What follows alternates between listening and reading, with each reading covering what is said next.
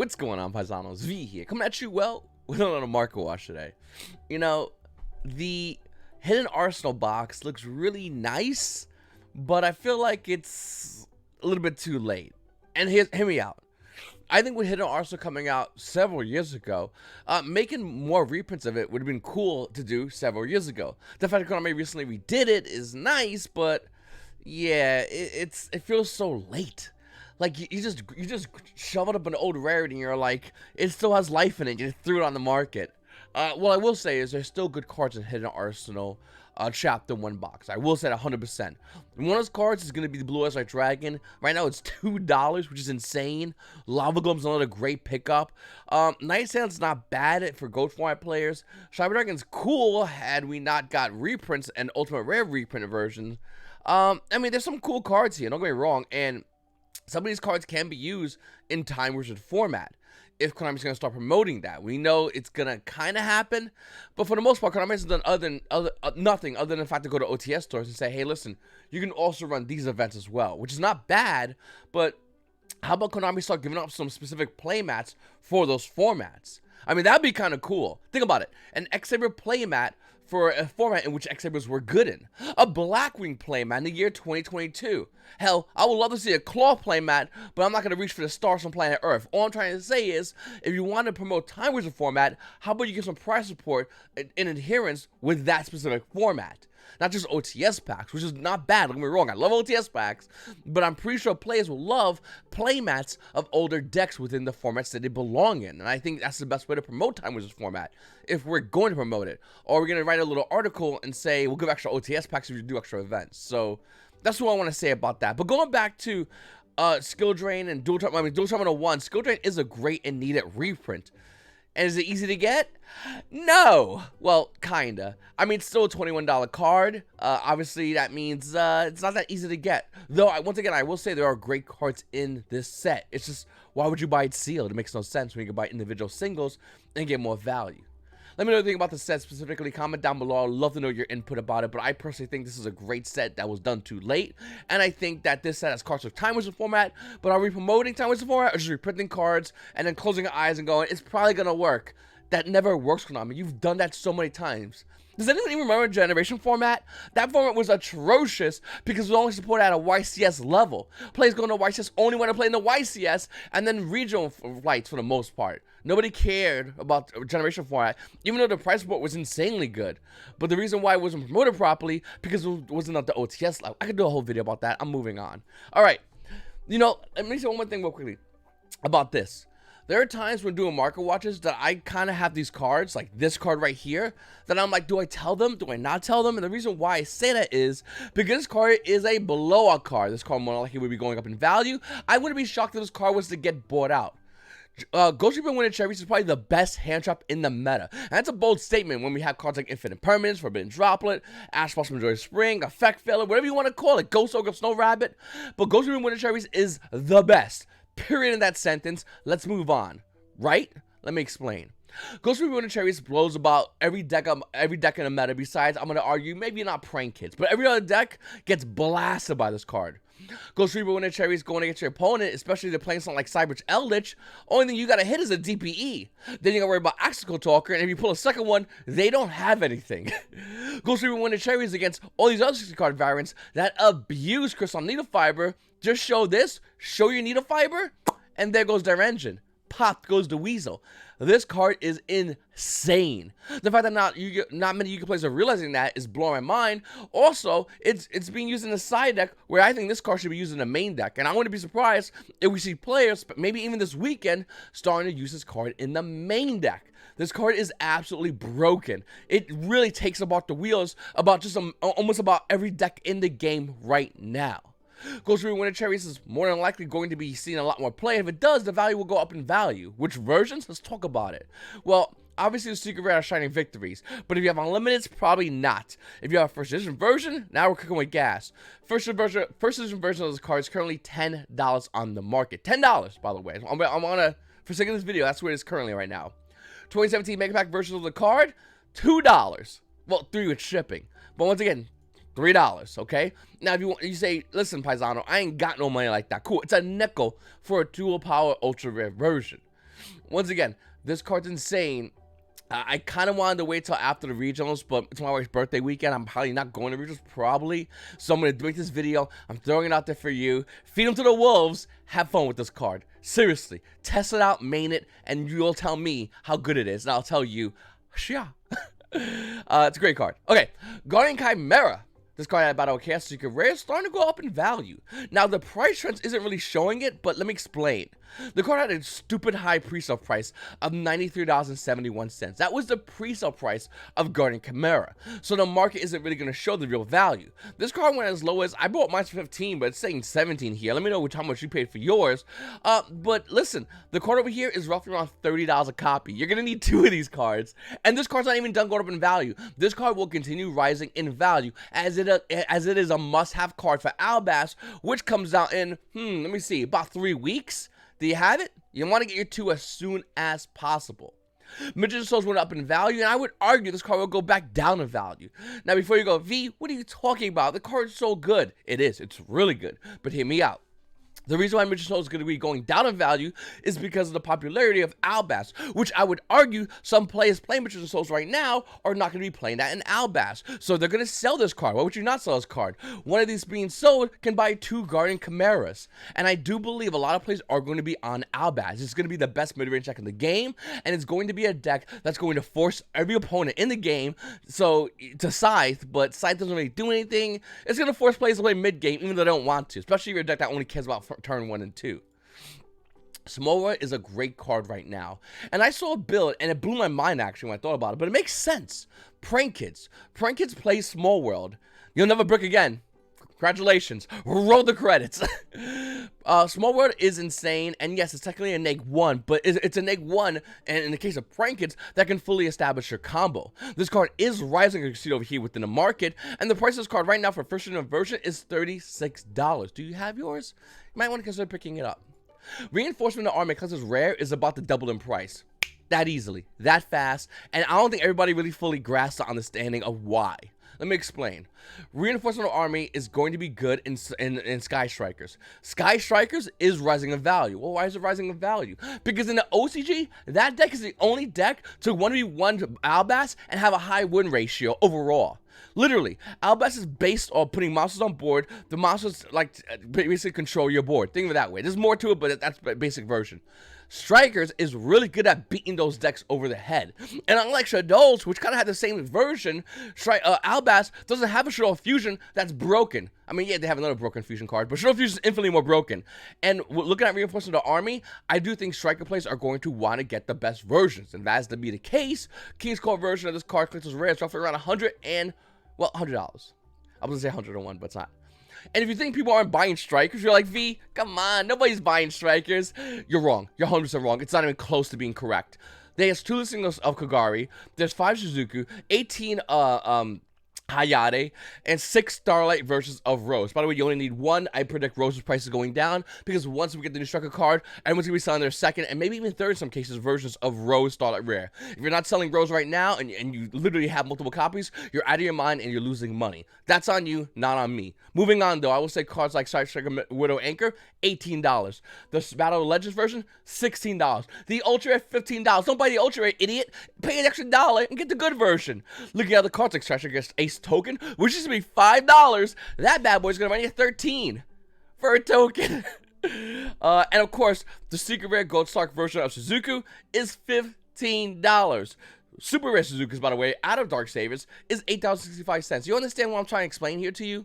I'm explaining the fact that Strikers are slowly being bought out, and nobody's telling you. Well, up until now, because I'm telling you, so, how's it going? I do believe these prices will calm down. So don't freak out. You don't have to run right now to TCG Player and buy them. They will calm down. But just giving you a heads up, people are buying and waiting because they know, and you know what, pretty confidently that these cards with the new support coming out will be probably one of the best, if not the best decks to fight Albas. Albas is about to put a ton of decks in this game on blast and on check. And one of the best decks against Albas is Sky Strikers. And with the new support, it's even better and more consistent. And that's the problem with Strikers. Any Striker player will tell you the problem has always been with consistency. But with the new Striker card coming out, that fixes that problem, and Strikers can play a better way against Albaz, which increases the win ratio against Albaz, which is already heavily favored for a Striker player. Red Rose Dragon's going up in value, and I do believe it will continue to go up in value. Hopefully we'll get a reprint, but until then, it will go up in value. The reason is very simple. I think the 10 variations, even though I don't like that deck, I think that deck's disgusting, I think that deck's boring, I think that deck is anything negative, that's what that deck is. It's going to be 1.5 after everything's said and done, and it will definitely see play in Nationals. I'm not sure if the national winner this year will be playing this deck. I doubt it, but it would still make at least top of Nationals. No doubt in mind. Any 10 variant that runs this card is going to be making its way into Nationals, 100%. Those players know it, and they don't need to really buy anything else. They can just sit back, have all the cards they want. If they want, they can max rated deck, but for the most part, they're Nationals ready. I know me personally, I'm looking to play Albaz at Nationals, so I'm going to be Nationals ready within about a span of a couple of weeks. Are you? What decks you have? Comment down below. Looking to play Eldritch? Well, Curse Ellen is on sale. Sorta. Looking at the price of Curse Ellen, this card over here has been tanking in value. It used to be $25. Remember that? Remember? The price of the card is roughly around anywhere from $8 to $9 for Curse Ellen. Now, you go, yeah, V, but we have the cheap rare. Yeah, you do. Yeah, you do. No, you don't. Dark Magician is a card that's actually going up insanely high in value. Look at this chart. Look at the first edition just spiking up super high for, well, Dark Magicians. Why? Let's see how much it goes for real quickly. The price of the card right now, besides the different version, is roughly around $95 a copy. Why am I telling you? Well, I'm about to tell you, don't buy this card. In fact, you should probably sell this card. Well, the answer's simple. It's going to get a reprint.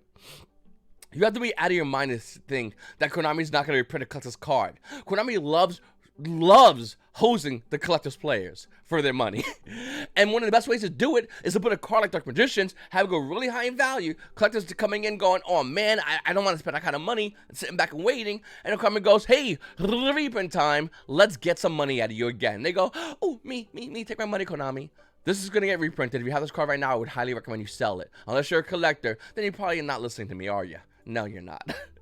Prank Kits is another deck I do believe also will be seeing play at Nationals. This deck gives no care to anything in the game.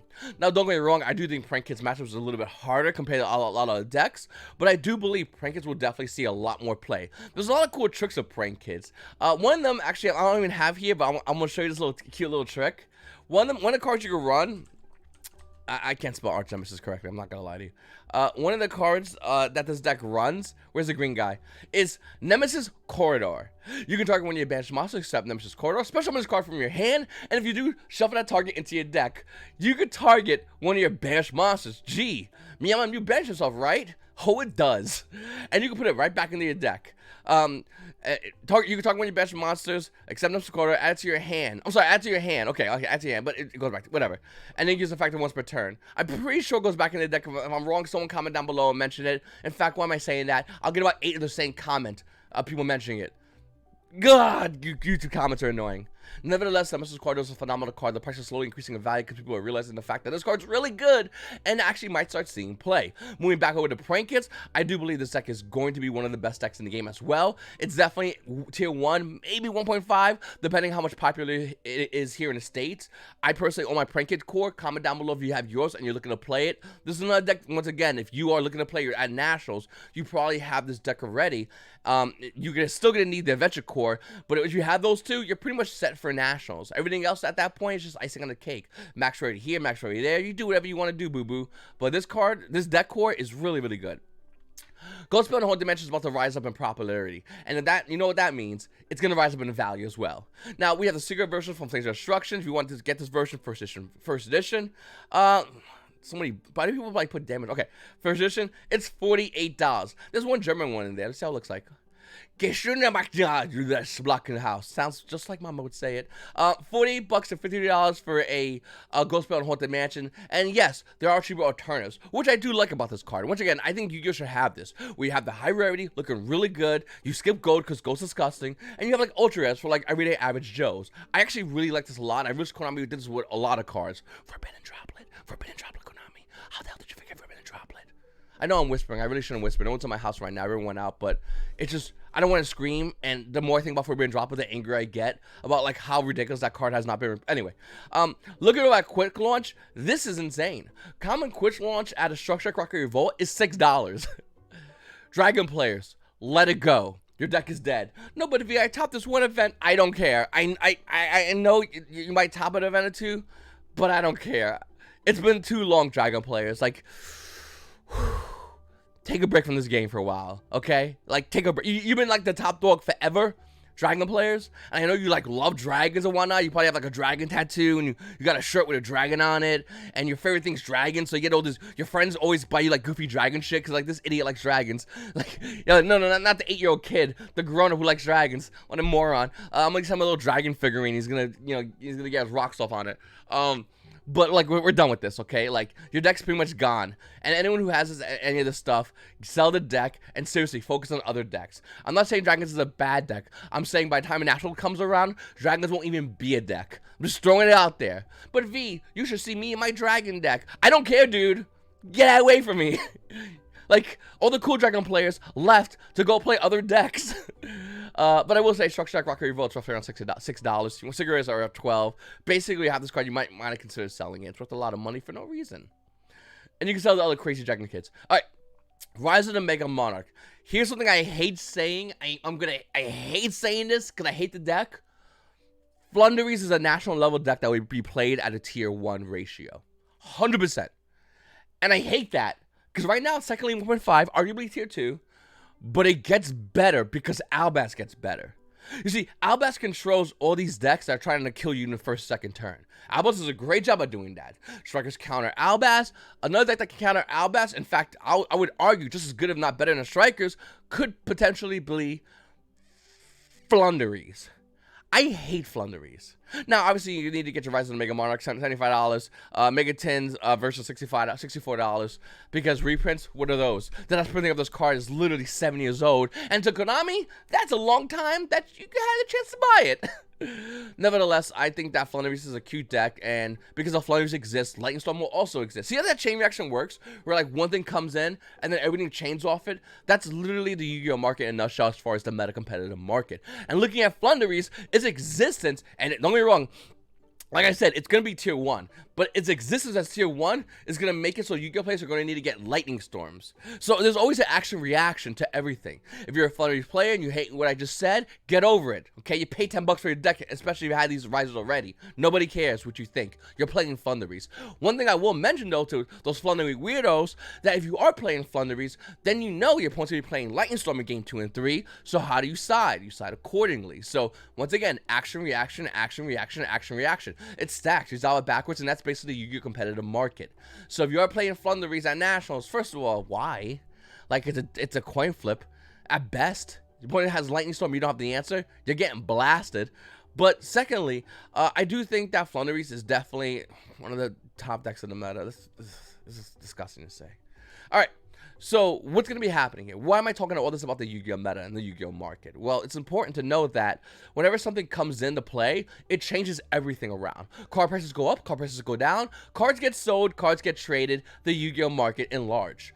One thing I want to point out, it's really important for everyone to understand is, as time goes on, the market will evolve and change. And even though I love making these Market Watch videos, I'm still going to continue to make these Market Watch videos. I haven't been making them daily like I used to. That's because I'm doing 1,000 other things. I'm a father of 4, and I have a lot of other hobbies as well. I'm playing Pokemon. Yeah, it's weird, but I like to play it sometimes. Don't hate me on it. I will say that the market is always going to evolve and change, and every single day, even if I don't make a video, things are still going to happen. In fact, I'm almost gambling on the fact that things hopefully don't change. But they do. They always continue to do and always will. And the reason why is because a lot of Yu-Gi-Oh players are getting ready for Nationals. And this might be the first physical Nationals, which is a big deal. I recently asked a poll to everybody watching my videos and said, hey, listen, what do you think is going to be the state we're going to be able to host Nationals in? I chose Texas, California, Florida, and somewhere else. And for the most part, everyone said Florida. And the reason why is because everybody is sick and tired of these goofy COVID restrictions. Wearing the mask, mandatory vaccinations, all the fun things that freedom-loving Americans have to deal with. And some of you might go, well, V, I got the vaccination, so Karen wig on, everyone should be just blah, blah, blah. No. The option of choosing is the best option. The option, when you take the option away of choosing, you don't have an option anymore, and that's what people's pissed about. That's it. Simple. Economy said, listen, if you have this, if you don't have this, that's fine. We're cool with that. But when you take away the option from people, that's when it becomes an issue. Whether you have the vaccine or not, hopefully people can understand that. But it's going to be crazy for Nationals this year, and the market is going to be going crazy. I mean, next weekend is Regionals weekend. It's going to get crazy in the market after that weekend's over. In fact, I predict the following Monday at that market, the Monday after that Regionals, the market is going to be nowhere near what we're looking at right now. There'll be a set in stone of what the current meta is based off the regional tops. And of course, those decks are going to be heavily looked into as every Yu-Gi-Oh player wants to prepare themselves for the upcoming meta. I would argue don't look into it too much because in the middle of the next month, we're going to be getting a brand new meta in the form of a structure deck being released, which is going to break down the current way we see the game, but still analyze it nonetheless because you want to be prepared. Importantly, if you want to sell cards as well, so that's what you have to keep an eye on it for. Anyway, I've been rambling long enough. Thank you so much for watching my videos. I'm gonna have some more videos coming out. I really appreciate everybody hitting that subscribe button, hit the like button, comment down below. It's your boy V. You boys have a great day.